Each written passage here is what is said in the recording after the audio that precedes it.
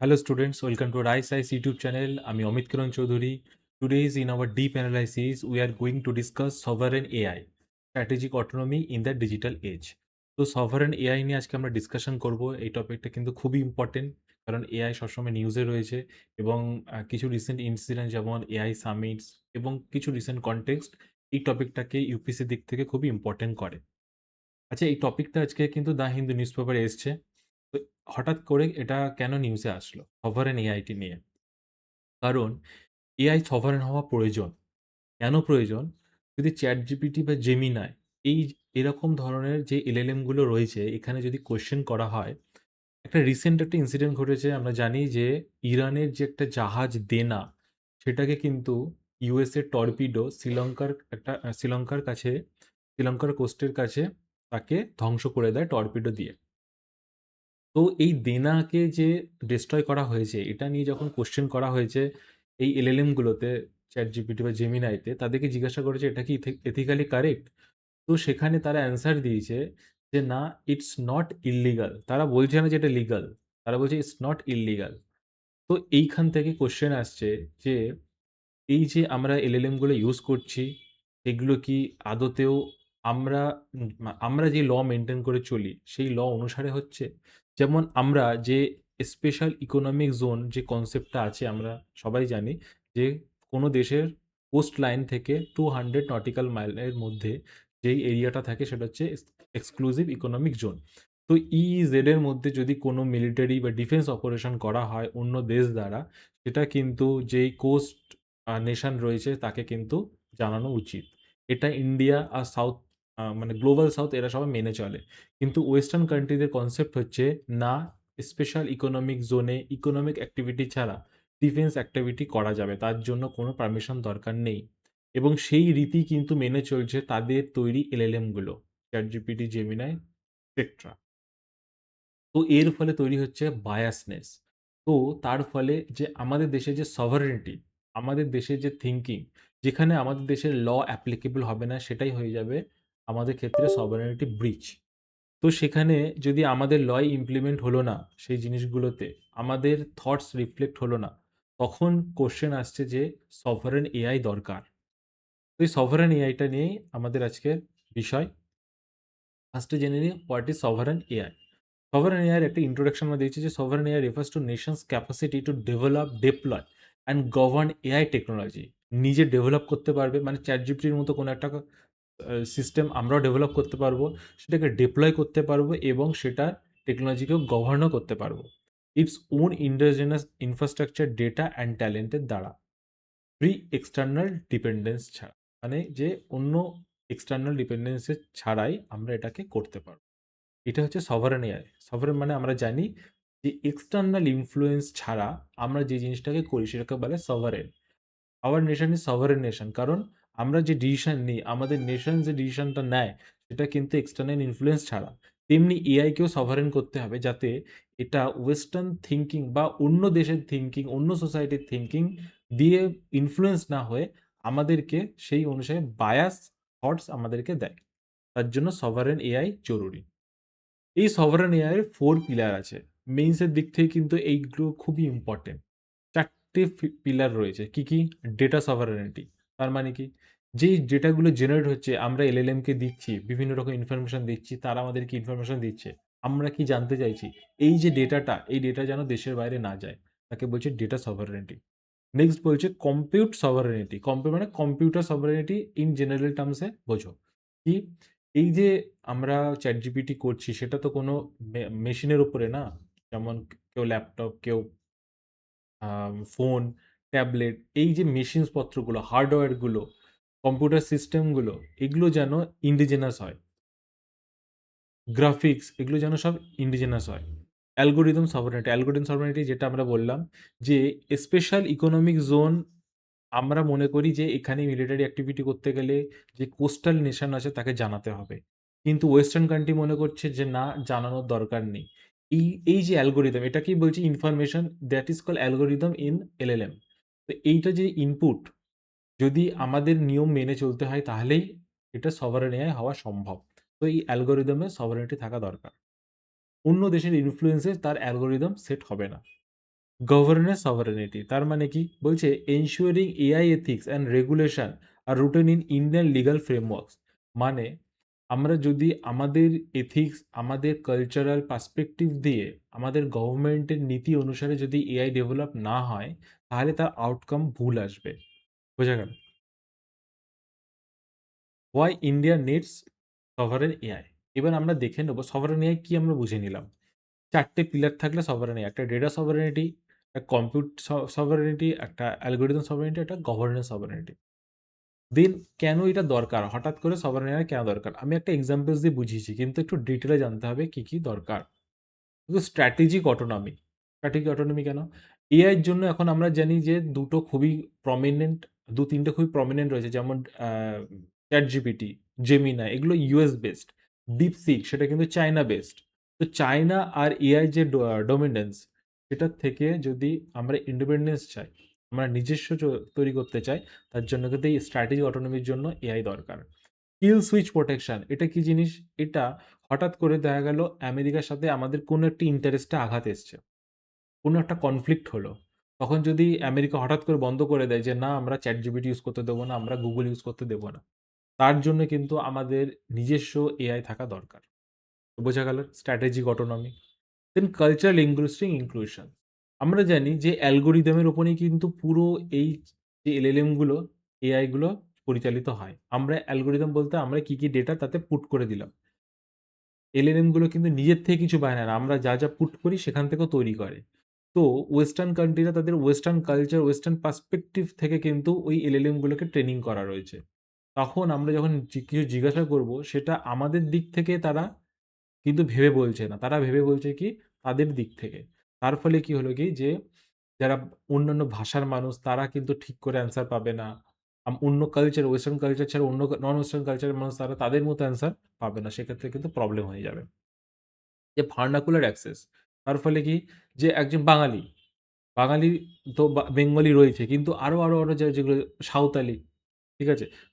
তাদের যেটা রয়েছে তাদের কিন্তু সেটা পাওয়া যাবে না। তো সেক্ষেত্রে কিন্তু যারা ভার্নাকুলার ল্যাঙ্গুয়েজ এর রয়েছে তাদের ক্ষেত্রে যদি এআই এর সঠিক ইউজ তারা করতে হয় তার জন্য কিন্তু এই সভারেনিটিটা দরকার। Cultural sovereignty. Then democratisation of technology.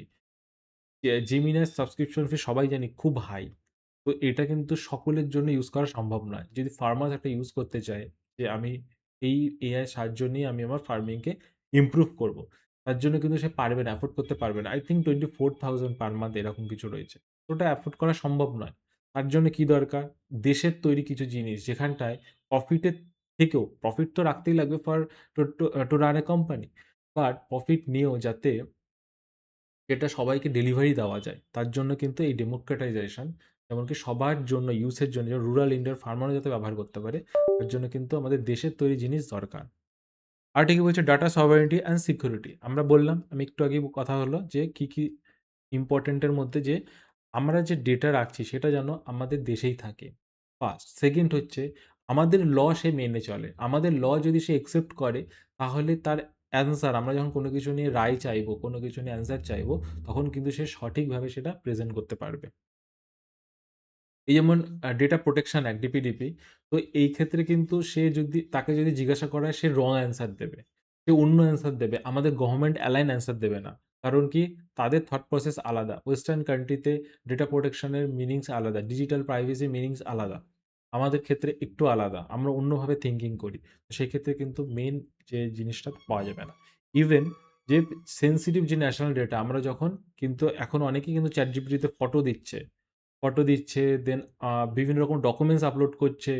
তো সেটা কিন্তু খুবই মানে সিকিউরিটি ব্রিচের ক্ষেত্রে কিন্তু হয়ে যায়। মানে সিকিউরিটি রিস্ক। কারণ এই ডকুমেন্টগুলো কোথায় হচ্ছে? স্টোর হচ্ছে আল্টিমেটলি আমেরিকাতে বা অন্য দেশে। তো সেক্ষেত্রে কিন্তু আমাদের সেনসিটিভ ইনফরমেশন কিন্তু লিক হওয়ার চান্সেস রয়েছে। দেন ইকোনমিক মাল্টিপ্লায়ার বলছে যে আমাদের $500 বিলিয়ন ইকোনমি হতে চলেছে এআই 2025-26 এ। $500 বিলিয়ন। যদি এই এআই যদি আমরা ফরেন কোম্পানির প্রোডাক্ট ইউজ করি, তাহলে কে ফায়দাটা নিচ্ছে? Foreign company. আমরা ইউজ করব, আমরা সাবস্ক্রিপশন ফিস দেবো। টাকাটা কোথায় যাবে? প্রফিটটা কোথায় যাবে? ফরেনে চলে যাবে। তাহলে আমরা এই লাভটা পাবো না। আমাদের যে 500 বিলিয়নের মতো এত বড় যে একটা মানে ইকোনমি তৈরি হচ্ছে এই এআই এর উপরে, সেটার লাভ কিন্তু ইন্ডিয়া পাবে না। যদি তার নিজস্ব জিনিস না থাকে। দেন কস্ট প্রেডিক্টেবিলিটি, আমরা জানি ফরেনের যদি কোনো সার্ভিস নিই সেটা এক্সপেন্সিভ হবে। ফরেনরা আমাদের থেকে সার্ভিস দিচ্ছে, আমাদের টাটা, ইনফোসিস, উইপ্রো এগুলো কিভাবে তৈরি হলো? ফরেনকে সার্ভিস দিচ্ছে তারা সফটওয়্যারে।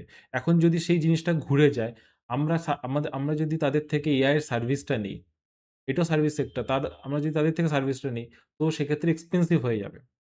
বোঝা গেল? সার্ভিস সেক্টর একসময় এক্সপেনসিভ ওয়েস্টার্ন কান্ট্রিতে হয়ে গেছিল বলেই তারা আমাদের থেকে টিসিএস, উইপ্রো এখান থেকে কিন্তু তারা কাজটাকে ভাড়া করেছে। তার ফলে খরচা কমেছে। এখন যদি এআই চালাতে গিয়ে যদি আমরা ওদের থেকে ভাড়া করি, সার্ভিসটা নিই, তখন তো তাহলে আমাদের এখানে খরচ বেড়ে যাবে। আমরা অতটা এফোর্ড করতে পারব না। তো কস্ট কমানোর জন্য কিন্তু এটা দরকার। Sovereign AI. Popular scale governance. Popular scale governance কি? বলছে যে আমাদের জানি খুব বড় আমাদের ডিজিটাল পাবলিক ইনফ্রাস্ট্রাকচার রয়েছে। ইউপিআই, আধার এগুলো কিন্তু চালাতে গেলে কিন্তু নিজস্ব আমাদের এআই সিস্টেম দরকার। দেন দেখো যে ethical and biased free AI. আমরা জানি যেটা এক্ষুনি মানে এর আগেই যে শুরুতেই বলা হয়েছিল যে ওয়েস্টার্ন পার্সপেক্টিভ থেকে কিন্তু এআই গুলোকে ট্রেন করানো হয়েছে। সেই ইনপুট অ্যালগরিদম সেট করা হয়েছে। তার ফলে কি হয় কি ওয়েস্টার্ন বায়াসনেস থেকেই যায়। তারা কখনোই বলবে না আমেরিকার ওয়ারকে ইল্লিগাল। তারা বলবে দিস ইজ নট ইল্লিগাল। মানে দিস ইজ নট লিগাল এটা কখনো বলতে পারবে না, বা this is not illegal, this not legal এটাও বলতে পারবে না। এরা বলবে যে দিস ইজ নট ইল্লিগাল, এটা খারাপ না, এটা ভালো না, এটা মন্দ না, বাট এটা মন্দ না। বোঝা গেল? এই হচ্ছে তাদের কনসেপ্ট। এবার আমরা দেখে নিই কি কি চ্যালেঞ্জেস আছে, যে এই সভারেন এআই বানাতে গেলে কি কি চ্যালেঞ্জেসের সম্মুখীন আমাদের হতে লাগে। দেখো যে কম্পিউট ডেফিসিট, আমি যেটা বললাম কম্পিউটার রিলেটেড হার্ডওয়্যার আমাদের সফটওয়্যার সব, যে কম্পিউটার যে ব্যাপারটা থাকছে বিশেষ করে হার্ডওয়্যার, সেখানে কিন্তু আমাদের সবই কিন্তু ফরেন থেকেই আসে, বেশিরভাগ জিনিস ফরেন থেকে আসে। তো সেটা হচ্ছে first challenges. Then data quality and token inequality. Token inequality মানে কি? আমাদের গভর্নমেন্ট কি করছে যে টোকেন হিসাবে কিন্তু সার্ভিসটা ফরেন কোম্পানি থেকে কিনে বিশেষ করে জিপিইউ সার্ভিস কিনে কি করে, যে আমাদের দেশে যে স্টার্টআপ আছে তাদেরকে একটা সাবসিডাইজ রেটে দিয়ে দেয়। তো কিন্তু এই প্রবলেমটা হচ্ছে, যেটা আমরা সার্ভিসটা কিনি সেটা বিশেষ করে কিছু সিলেক্টিভ ল্যাঙ্গুয়েজে থাকে, বিশেষ করে ইংলিশ ল্যাঙ্গুয়েজে। তো নন ইংলিশ স্পিকিং যে স্টার্টআপগুলো আছে তাদের ক্ষেত্রে কিন্তু এটা মানে তাদের প্রবলেম হয়। তারা আল্টিমেটলি লাভ পায় না। দেন ওয়েস্টার্ন হ্যালোসিনেশন, একই জিনিস রয়েছে। বলছে যে আমাদের মধ্যে একটা ওয়েস্টার্ন প্রোডাক্টের প্রতি যে একটা অ্যাট্রাক্টিভনেস রয়েছে, সেক্ষেত্রে কিন্তু এটা খুবই একটা আমাদের প্রবলেম ক্রিয়েট করে। যেমন ভাষিনী বলে আমরা জানি, একটা খুব সুন্দর কিন্তু এআই অ্যাপ ডেভেলপ করেছে গভর্নমেন্ট। সেটা কি করে? সেটা হচ্ছে ভারতের যে ১৮টা ২২টা ল্যাঙ্গুয়েজ কিন্তু ওটা ট্রান্সলেট খুবই মানে অন দ্য স্পট হয়ে যায়। ঠিক আছে? কিন্তু কতজন আমরা ইউজ করেছি? এটাই হচ্ছে ব্যাপার। দেন ব্রেইন ড্রেন স্কিল গ্যাপ। আমাদের স্কিল গ্যাপ রয়েছে। কেন? এই যে বিশেষ করে এই ফিল্ডের ট্রেন্ড লোক কম। যাও আছে তারা বেশিরভাগই তারা ফরেন কোম্পানির হয়ে বা ফরেনে কিন্তু তারা চলে গেছে। তো এই একটা কিন্তু problem. Then regularity and ethical fault lines. Black বক্সটা খুবই ইন্টারেস্টিং জিনিস। ব্ল্যাক বক্সটা হচ্ছে যে আমরা জানি যে এই এআই মডেলগুলোকে ট্রেন করানো হয়। এই মডেলগুলোকে প্রোগ্রামিং করা হয়। তো অনেক সময় দেখা যাচ্ছে এআই মডেলগুলোকে যে প্রোগ্রাম করা হয়েছে, সেই প্রোগ্রামাররাই জানে না, মানে প্রোগ্রামারদের মধ্যে অ্যাম্বিগুইটি রয়েছে এই জিনিসটা নিয়ে আন্ডারস্ট্যান্ডিং এর। তো তার ফলে তারা তো প্রোগ্রাম করে দিচ্ছে, কিন্তু প্রোগ্রামের যে থটস, যেটা কোর, যেখান থেকে ও এনালাইসিস করে ও অ্যান্সারটা দেবে, সেটাতেই অ্যাম্বিগুইটি আছে, সেটাই ক্লিয়ার না। মানে তারা বানাচ্ছে জিনিসটা। আমরা অনেক সময় করি না? আমরা পড়েছি, কি পড়েছি বুঝি, মনে নেই। সেরকম হয়ে গেছে। তারা তো বানিয়েছে জিনিসটা, কিন্তু যেই জিনিসটার প্রতি তাদের অ্যাম্বিগুইটি রয়েছে। অ্যাম্বিগুইটি মানে কি? যেটা ক্লিয়ার নেই কনসেপ্ট। তার ফলে কি হচ্ছে? তুমি তাকে জিজ্ঞাসা করছো যার মধ্যে নিজের ক্লিয়ার নেই, সে কি বলবে? তাকে আবার আমরা যদি জিজ্ঞাসা করছি যে এটা কি বলো? তখন সে কি করছে? যে ভুল অ্যান্সার দিচ্ছে। বুঝা গেল? সেই হচ্ছে ব্লাক বক্স অ্যালগরিদম প্রবলেম। সেটাই একটা প্রবলেম। দেন ফিন্যান্সিয়াল সাস্টেইনেবিলিটি এন্ড কনস্ট্রেন্ট। আমরা জানি যে এই এআই প্রোগ্রামগুলো চালাতে গেলে কিন্তু প্রচুর ইলেকট্রিসিটি, প্রচুর ওয়াটার প্রয়োজন হয়। হ্যাঁ? ক্যালিফোর্নিয়ার যে ফায়ার কিছুদিন আগে খুব হয়েছিল, আমেরিকার ক্যালিফোর্নিয়াতে ফায়ার। সেটা ওয়ান অফ দ্য রিজন ছিল এআই। এআই এর ডেটা সেন্টারগুলোতে প্রচুর পরিমাণে জলের দরকার ফর কুলিং পারপাসে। ঠিক আছে? আর তার জন্য যে মানে ওখানে জলের ক্রাঞ্চ দেখা দিয়ে গেছিল। ঠিক আছে? ফরেস্ট ফায়ার তখন কিন্তু ওই ফায়ার কিন্তু হয়েছিল ফরেস্ট ফায়ার। তো এর ফলে কি হবে যে আমাদের ইন্ডিয়ার যে নেট জিরো 2070 যে গোল আছে সেটাতে কিন্তু সব থেকে বড় আঘাত এটা হানতে পারে বলেছে মনে করা হচ্ছে। যে আমরা যদি খুব পরিমাণে ডেটা সেন্টার বানাই, খুব পরিমাণে এআইয়ের যে সেন্টারগুলো বানায়, তাহলে কিন্তু যে প্রচুর পরিমাণে ওয়াটার লাগবে, প্রচুর পরিমাণে ইলেকট্রিসিটি লাগবে, সেটা কিন্তু আমাদের নেট জিরো টার্গেট, আমাদের এনভায়রনমেন্টে এফেক্ট করবে। এটা একটা প্রবলেম।